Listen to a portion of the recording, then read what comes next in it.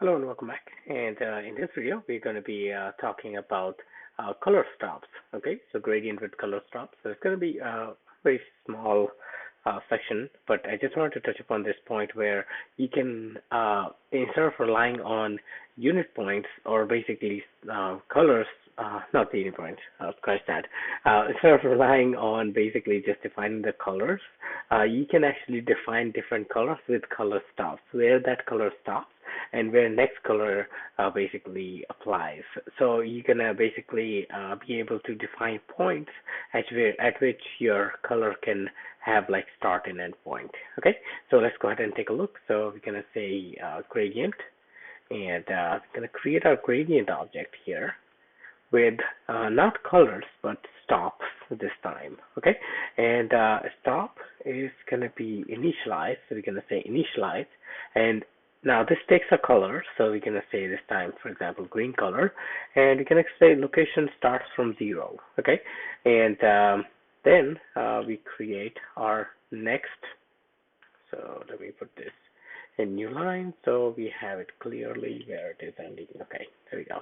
Okay, so we can have another in it, and we can have blue this time, 0.5, and then we can have dot in it, and maybe white at 1. Okay, so now with this, if you create a linear gradient with gradient like so, start point at, let's say, top, and endpoint is bottom, and then we say edges ignoring dot all. This is going to give us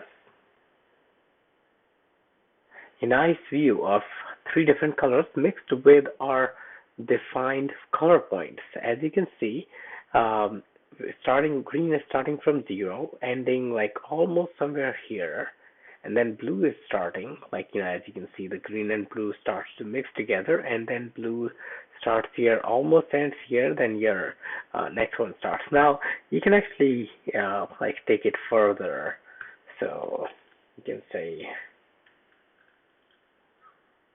for example, red start from 0.5. Okay, so if I do that, okay, let's go ahead and try this.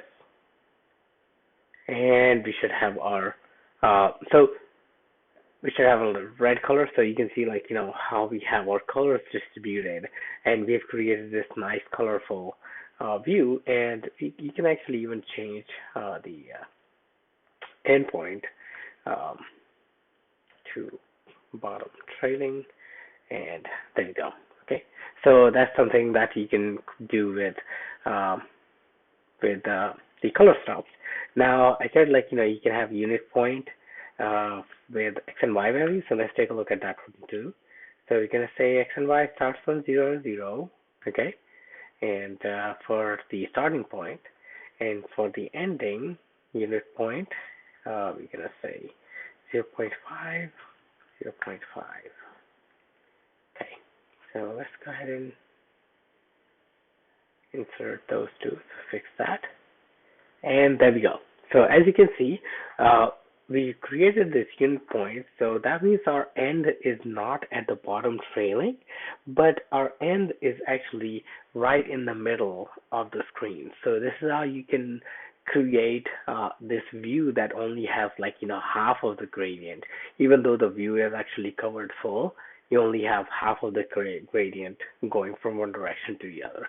So you can actually, like, use either the predefined standard enums and for unit point, and colors for gradient, and let the gradient evenly distribute all your colors, or you can define custom points for the gradient, custom stops for the gradient, and define custom unit points for a unit point value with X and Y. Okay, so hope this was informational, and thanks again for watching. I will see you guys in next video. Thank you.